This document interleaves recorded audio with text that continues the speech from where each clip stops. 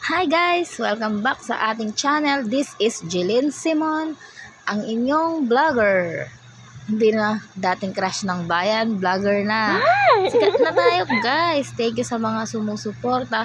Sana suportahan nyo po kami lagi, yung mga vlog namin. So ito na nga guys, meron na tayong bagong tattoo artist. Nagtatattoo na talaga to.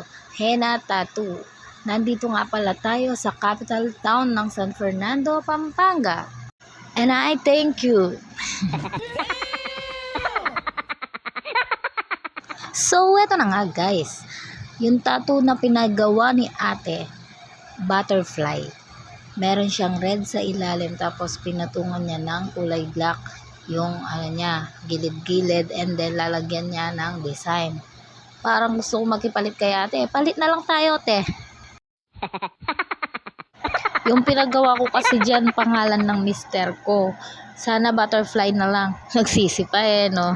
Hindi, joke lang. Okay lang, maganda din naman yung tinattoo niya sa akin. Ngayon kay ate, napakaganda ng tattoo niya. Tingnan nyo mamaya-maya. Meron pa yan na details yan sa gilid-gilid Itong henna tattoo na to, matagal daw to matanggal. Pero hindi naman ganun katagal na sobrang tagal. Mga 2 weeks matatanggal na. Saan nga kaya makakabili ng pang-henna tattoo? Gusto ko kasi ako na mag-tattoo mismo para bibili na lang ako. Ako na lang magta-tattoo. Meron tayong pang-content. Ang tanong, marunong naman kaya ako? Baka kung ano-ano yung gawin ko sa magta-tattoo. Magalit pa sa akin. Ipatulpo pa ako. Tuloy po ang kaso. O kaya wag na lang.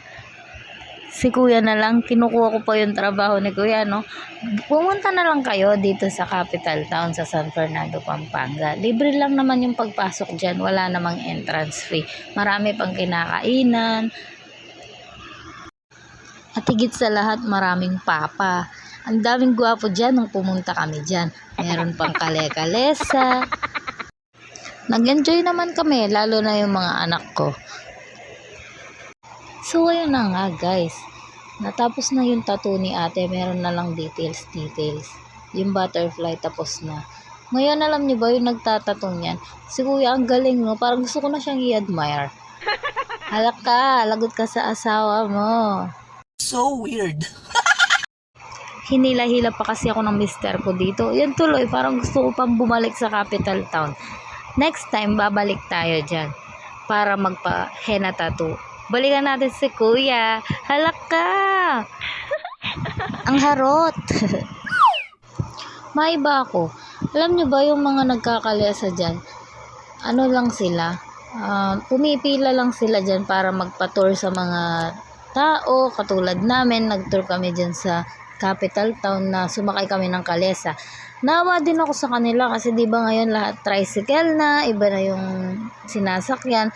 Kaya minsan wala na silang masakay sa palengke. Ngayon, natuwa naman ako dahil dito sa capital town, nagkaroon sila ng chance para magkaroon ng hanap buhay. Meron na silang masasakay. Kasi sa sa bayan, puro tricycle na yung makikita natin. Kaya nakakaawa sila. Kung gusto nyo pumunta dyan, sumakay din kayo ng kalesa. Tulong na lang natin sa mga kalesa driver natin. Lalo na sila matatandaan. Nag-enjoy ka na, pati mga anak mo, nakatulong ka pa, o diba? Saluduhan kita. Hey! Heto na nga, patapos na yung henna tattoo ni ate. Parang ang gandang ilagay dito sa face yan, sa gilid ng mata. Susunod kaya balik ako ganyan na lang paggawa ko, tapos sa gilid ng mata. Tapos mag-SM ka no? Pupunta ka ng mall na meron kang sa face. Kala nila na paano ka. Ikaw na lang pagtatawanan ng mga tao. Hala, ano nangyari sa boses ko? Biglang naging alien. Pasensya na kayo, meron kasi tayong background. Ayan, nakita nyo naman ang resulta. Ang ganda ng ginawa na henna tattoo ni kuya. So, babalikan natin si kuya dahil magaling siya. Kaya hanggang dyan ang ating vlog. Kung nagustuhan nyo, paki-subscribe naman. Hanggang dyan ang ating video. Hanggang sa muling pagkikita. Paalam!